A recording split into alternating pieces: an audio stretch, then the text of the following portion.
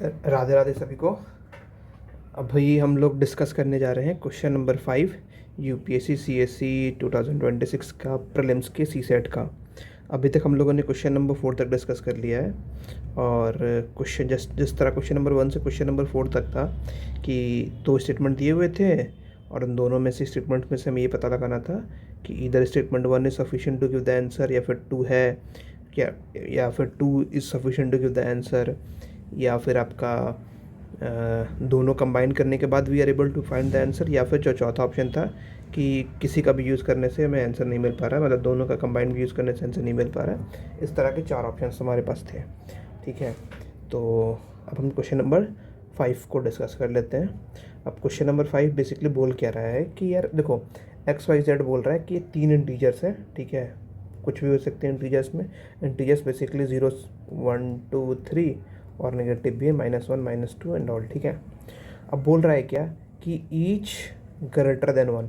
अब यहाँ पर दे दिया है कि जो एक्स वाई जेड है ये ग्रेटर देन 1 है। ठीक है, चलो इतना हमें समझ में आ गया। अब क्वेश्चन पूछा है कि क्या जो एक्स है वो एक प्राइम नंबर है कि नहीं। अब जैसा कि मैंने पहले आप लोग को समझाया था कि अगर येस, डेफिनेट येस आ रहा है तो हम लोग सही मानेंगे, या फिर अगर डेफिनेट नो आ रहा है तब भी हम इसको सही मानेंगे। अगर कंफ्यूजिंग है, कभी येस आ रहा है कभी नो आ रहा है, in that case we are not able to find the answer, और उसके अकॉर्डिंग फिर we have to choose the options. ठीक है, अब यहाँ पे आता है सब स्टेटमेंट 1। स्टेटमेंट 1 बोल रहा है कि X Y square is equals to 116।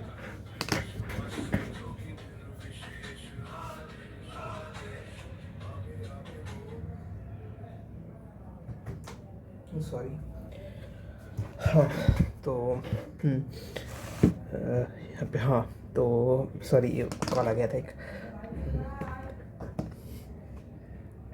तो अब हमारे पास है 116। ठीक है, सबसे पहले हम इसे क्या करेंगे, प्राइम फैक्टराइजेशन कर लेंगे। ठीक है, तो मैंने प्राइम फैक्टराइजेशन किया तो 58, इसका अगर आप करोगे 2 से तो 58 और फिर 2 से 29। अब हमें पता है कि एक्स वाई जेड तीनों के तीनों जो नंबर्स हैं वह बेसिकली ग्रेटर देन 1 है, और हमारे पास ये 3 नंबर्स आए हैं। ठीक है, तो यहाँ पर अगर आप इसको रिलेट करोगे, इस सेम नंबर को अगर आप रिलेट करोगे एक्स वाई स्क्वायर से, तो आपको यहाँ पे क्लियरली दिखेगा कि जो y की वैल्यू होगी वो हो जाएगी 2 बाई कंपेयरिंग, वही मैंने लिखा है, और x की वैल्यू जो आएगी वो 29। हमें पता है कि 29 एक प्राइम नंबर है, तो हेंस प्राइम नंबर, तो यस, तो यहाँ से एक हमें आंसर यस डेफिनेट आ रहा है। और केवल स्टेटमेंट 1 का ही यूज़ करके हम वी आर एबल टू से कि हाँ क्या होने वाला है। So that's it. तो statement 1 is sufficient to give the answer. Let's see क्या स्टेटमेंट 2 भी अलोन देखने पे are we able to get the answer और नॉट। तो अगेन मैंने यहाँ पे इसका प्राइम फैक्टराइजेशन निकाला। अब देखो 261 है, पता नहीं चल रहा है यार कि हाँ किससे डिविजिबल होगा। सबसे पहले सबसे इजी चीज़ कि आप एक बार तीनों का काउंट कर लो, ऐड कर लो, आई मीन इसका डिजिटल सम निकाल लो। तो जब मैंने डिजिटल सम निकाला तो ये आ रहा है 9। और जब हमें पता है कि अगर कोई भी नंबर जिसका डिजिटल सम अगर 3 या 3 के मल्टीपल आए, तो इसका मतलब सिंपल है कि वो 3 से डिविजिबल होगा। तो मैंने 3 से डिवाइड करके देखा तो ये 87, फिर 87 आप देखोगे तो 8 + 7 which is equals to 15, again 3 से मल्टीपल है, तो फिर मैंने ये किया तो 29। अब यहाँ पर आप देखो, नोटिस करोगे यहाँ पर जो है ये एक्स है और जेड है, 2 नंबर्स है। ठीक है, अब आप देखो हम कोई कमेंट ही नहीं कर सकते एक्स और जेड के रिगार्डिंग कि हाँ कि क्या होगा। सी जैसा देखो आप, अगर यहाँ पे अगर एक्स 3 मान रहे हो तो वी हैव जेड का वैल्यू जो होगा वो 3 × 29 जो भी आएगा वो होगा। अगर एक्स की वैल्यू आप 9 दे रहे हो, क्योंकि देखो हमारे पास ये आया है 3 × 3 × 29, आप समझ रहे हो ना। तो यहाँ से 3 हो सकता है एक्स 3 हो तो z की वैल्यू 3 × 29 आ जाएगी। अगर x की वैल्यू 9 होगी तो z की वैल्यू 29 आ जाएगी। अगर x 29 लोगे तो z की वैल्यू आपका 9 आ जाएगी, और अगर x की वैल्यू 3 × 29 ले रहे हो तो z की वैल्यू 3 आ जाएगी। तो यहाँ से आप अगर नोटिस कर रहे होगे तो देखो इस तरह ये प्राइम नंबर हो गया, बाकी सारा का सारा जो है वो एक कंपोजिट नंबर है। तो we can't say anything regarding this.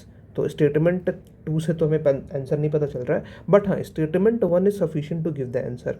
और इसके अकॉर्डिंग अगर हम ऑप्शंस देखें तो ऑप्शन ई ही जो है, एक सेकेंड, ऑप्शन ई ही जो बोल रहा है, ऑप्शन ई क्या बोल रहा है कि if the question can be answered using one of these statement alone, obviously statement 1 is alone to give the answer but can't be answered using the other statement.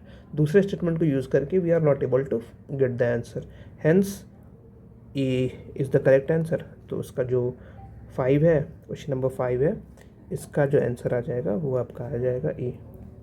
Okay, so I hope आपको ये समझ में आया होगा, but still if you have any kind of doubt just comment me और मैं try करूँगा कि मैं आप लोगों को और अच्छी तरह समझा पाऊँ।